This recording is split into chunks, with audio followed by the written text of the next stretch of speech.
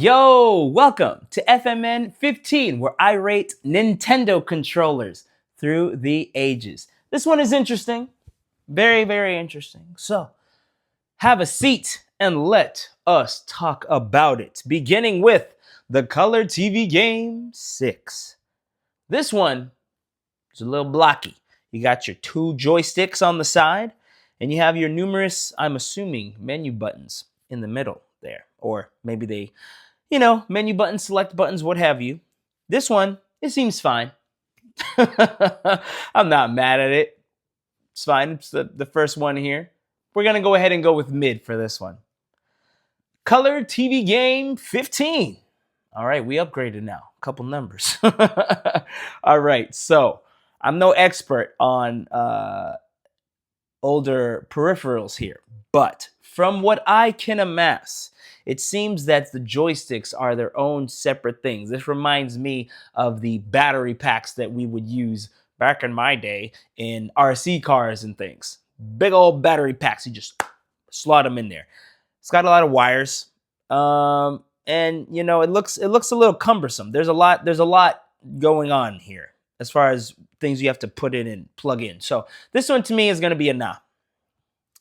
Color TV Game Racing 112. Now, this looks fire. Appears you have your throttle, you got your wheels and your buttons to the right there.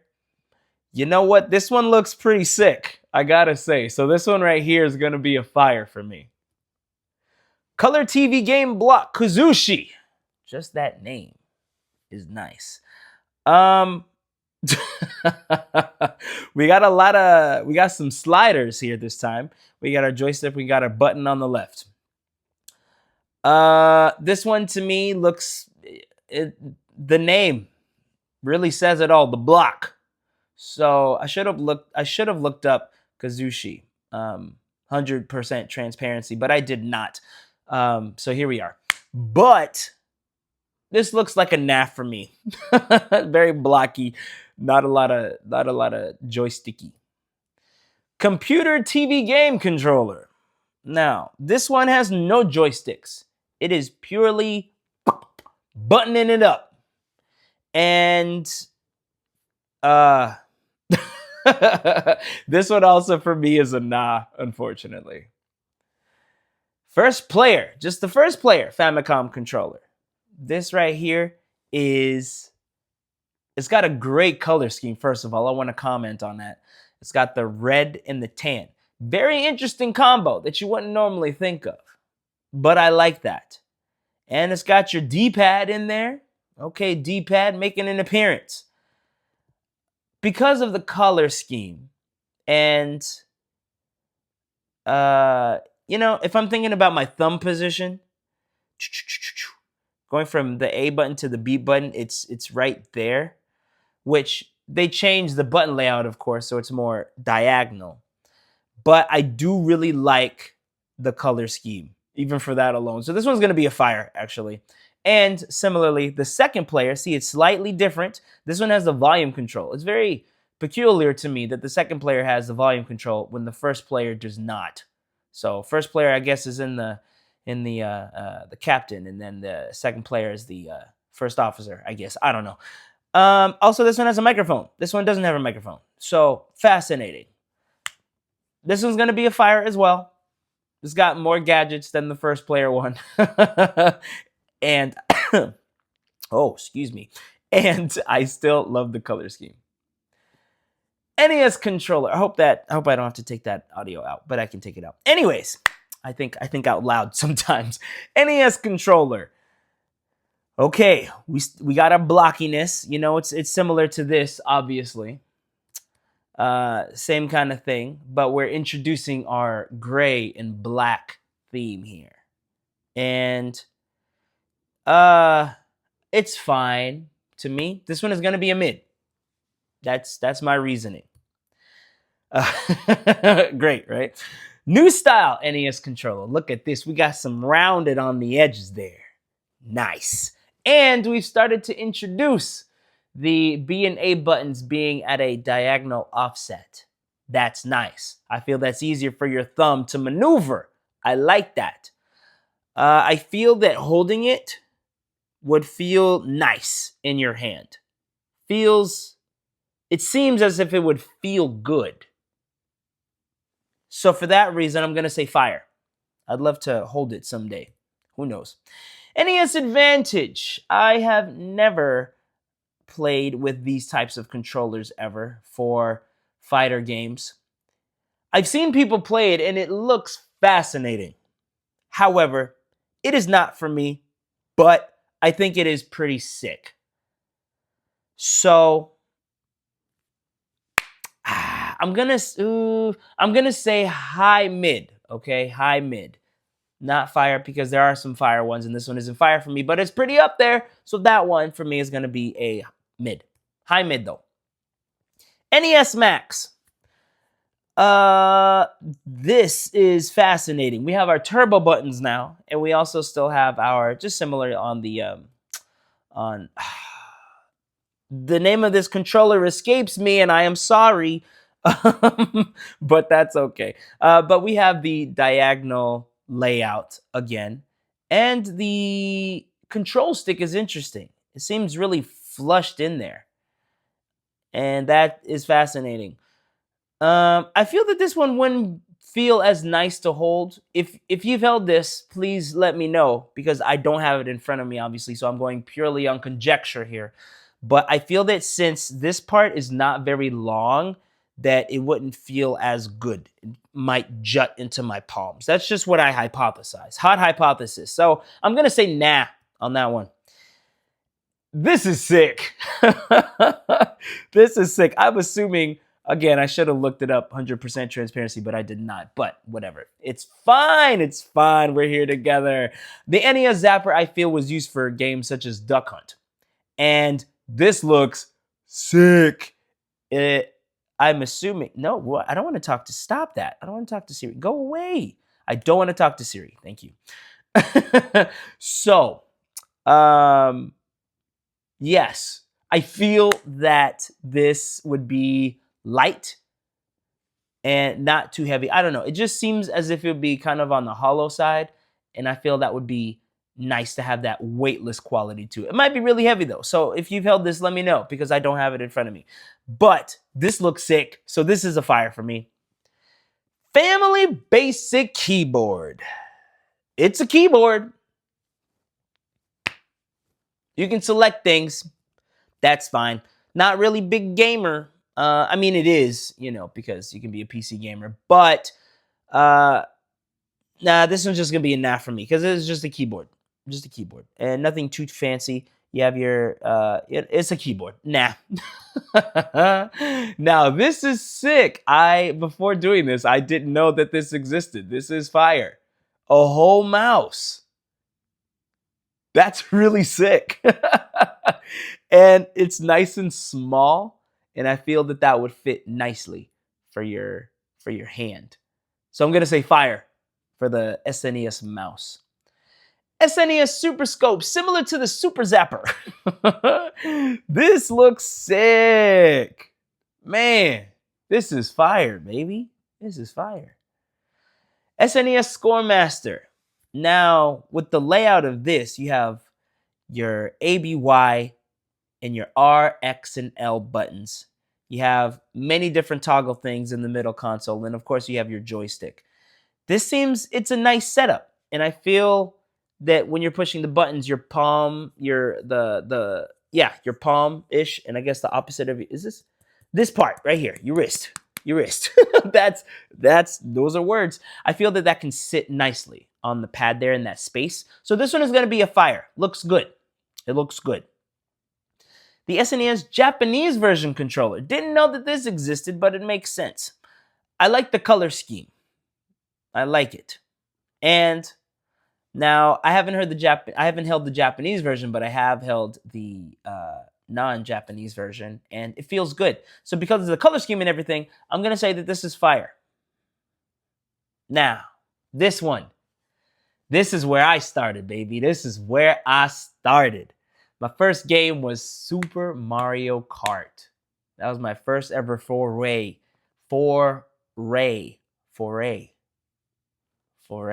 into gaming.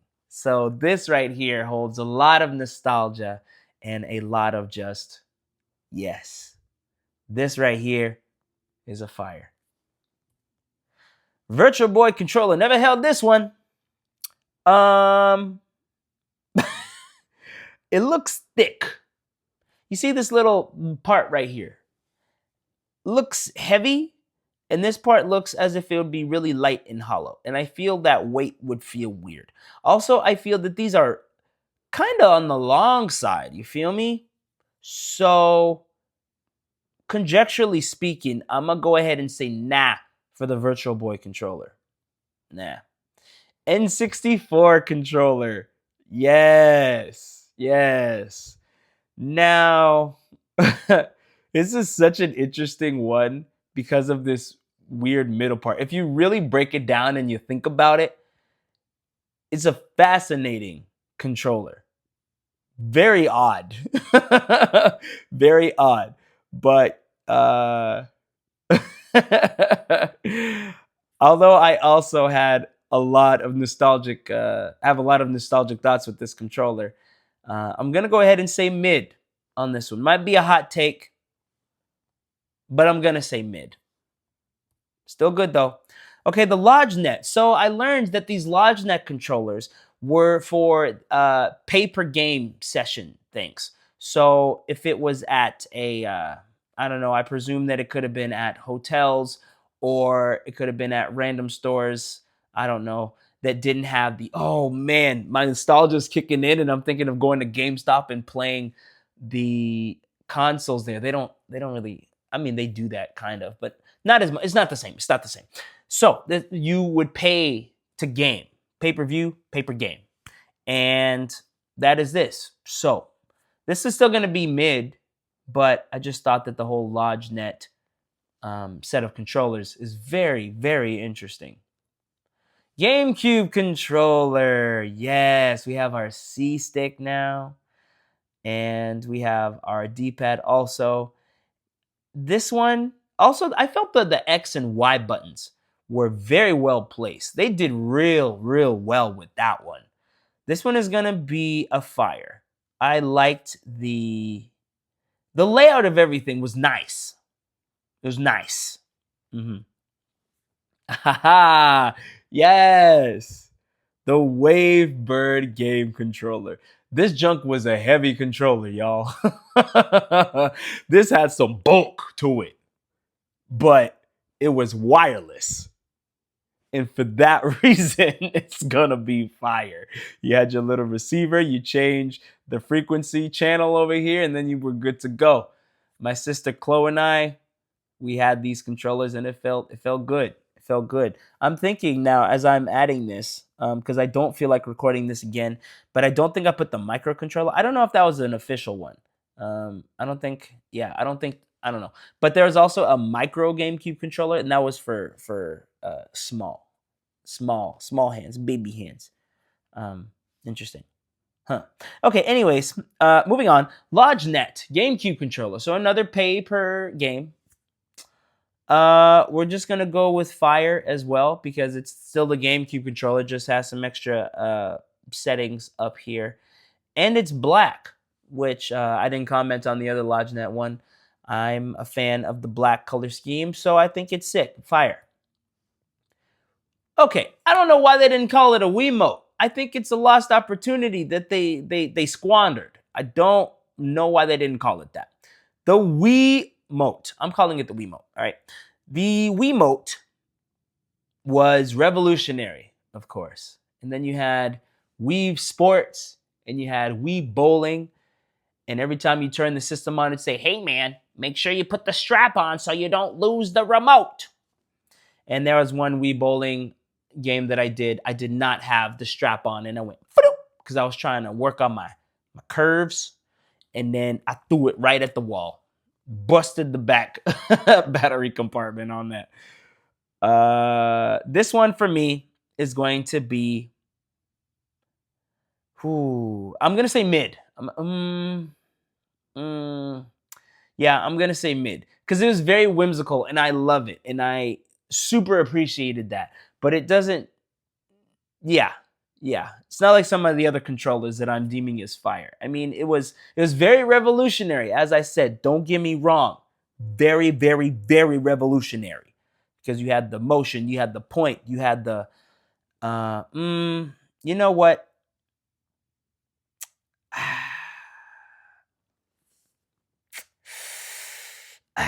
For okay, you know what? Actually, for revolutionary for revolutionary points alone, it was a mid. It's going to be a high mid, but you know what? I'm gonna put it at fire because, of course, it had to be coupled with the sensor bar. So, for revolutionary sake, I feel like owe it to give it a fire rating. Take that as you will. Let me know your thoughts on that. It might be a hot take. I don't know. The nunchuck. This is how you have the joystick part of it. So the nunchuck itself, I mean, it's just a stick. So it's gonna be because I feel it has to be with it. The nunchuck and the Wiimote together is fire.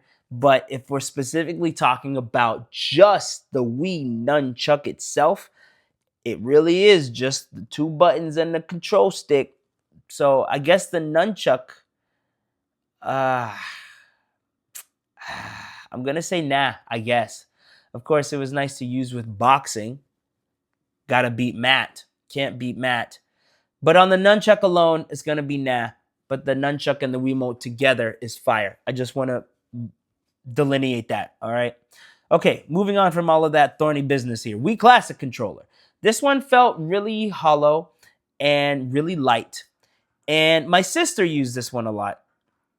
I didn't use this one a lot for some reason. It just didn't I don't know. It just wasn't it for me. So that one is gonna be a nah. I never used it. Nah. Ah, hiccup. Wii Zapper. Never held this actually, but I think it's sick. So I'm gonna say fire. You're utilizing the Wiimote and the nunchuck, and you're using it as a zapper. And I think that's super hype. Very creative, very whimsical fire. Wii Wheel. Wheel. I don't know what point I was trying to make there. I was thinking whale, but that's wheel, and that's not the same thing. So full transparency. All right. Wii Wheel, I think, is, the wheel doesn't do anything. It's just a slot to stick your Wiimote in. Also, was never big on the Wii wheel. I know I said with the wheelbase one that I can't remember the name of in the beginning. That was fire. But this right here is gonna be a nah for me. It's not like a steering wheel because it's you just hold it. It's not in a chassis, and never used it. I was never a big fan of the motion controls on a racing game. My sister is cracked using the wheel.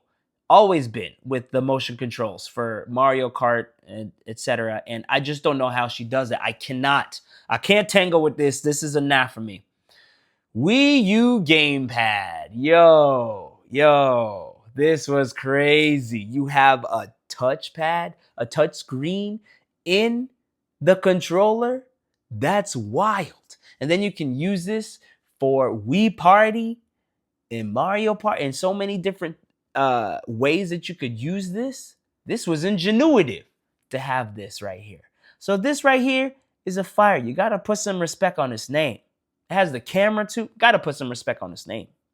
Fire. The Switch Joy-Con drifts. I mean, Switch Joy-Cons. Also, I feel that Nintendo has done such a good job at creating very, very whimsically, but impressive and just great technology. Because the fact that you have the Joy-Cons that you stick on the Switch, but then you can take out and then just hold them. There are a lot of things in this, especially going forward, that I feel that you have to put some respect on the name. But this had so much Joy-Con drift, dog. And then the sticks were kind of on the lighter side. Because they had so many problems, is very ingenuitive, obviously, and very, very technological, big technological advancement. But this one for me is going to be, mm, this one's going to be a mid because of the Joy-Con drift. Had plenty of problems with that myself, and I know a lot of people did. Yeah. Famicom style Joy-Cons. These are sick. I didn't know that these existed either. I would love to have that, but it's for the Japanese systems. I think according to my research, you can't use the Japanese controllers with the North American systems. But I think this is so cool. This is gonna be a fire. A fire. I would love to have these. Even if I just had this as, I would get this for memorabilia sake. Collectible, if you will. Switch Pro controller. This was nice. It felt real good the first time that I held it, and it still feels good now. This one's going to be a fire for me. I feel they perfected the button layout, the weight, the feel. I like it a lot. This one is going to be fire. Use this a lot, especially for Smash, man.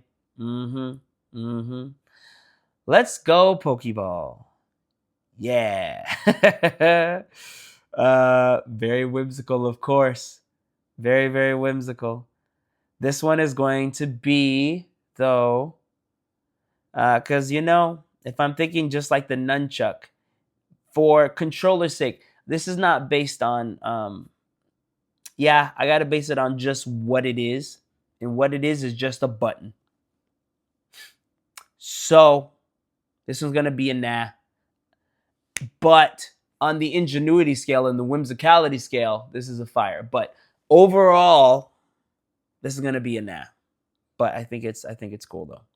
Switch 2 Joy-Cons. I feel they did a really good job at the magnetic clips on it, and I feel that they did a real good job at just improving the overall feel. I don't know. I think they did good with this one. I think they cooked with this one. I think they cooked with this one. So this one's going to be a fire. I think they did good. Similarly, the Switch 2 Pro controller feels real good, actually. I really liked this too. It feels slightly lighter. It just feels good. I've always loved the Pro controller. Some people don't like that, and then when they're playing Smash, they'd rather use the GameCube controller. I really love the Pro controllers. That one, it feels as if they nailed it. So, this episode's most fire award goes to Switch 2 Pro controller. Switch 2 Pro controller for me because, again, it just feels nice.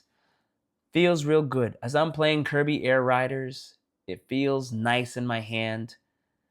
The weight feels nice in my hand. The layout just feels great. And I think they nailed it.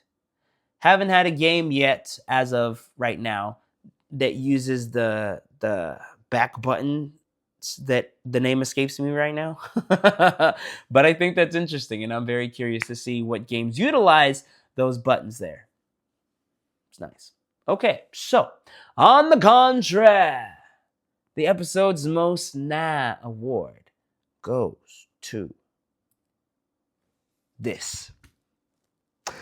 The Color TV Game 15, because I feel it looks a little cumbersome. You got so many wires, you got so many things that you got to plug in, it looks like, because these joy knobs, I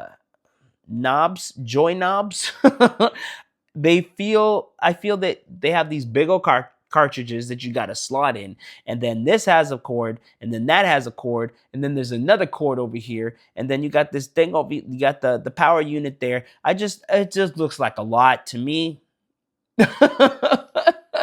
It doesn't look smooth and conducive for me personally. But I don't know, maybe you've held this and you've played with this and you really like it. So please do let me know what you think on these, okay? Because I would love to hear for those who have definitely held these. History. Anywho, thank you so much. I appreciate you watching the video. Do me a favor, like, comment, subscribe, and share, all that jazz. Go ahead and click any of the videos. If I just put one or multiple, I don't know. Click any of the annotations or anywhere on the channel if you want to watch me rate other Nintendo things. I appreciate ya, and I will see you in the next one.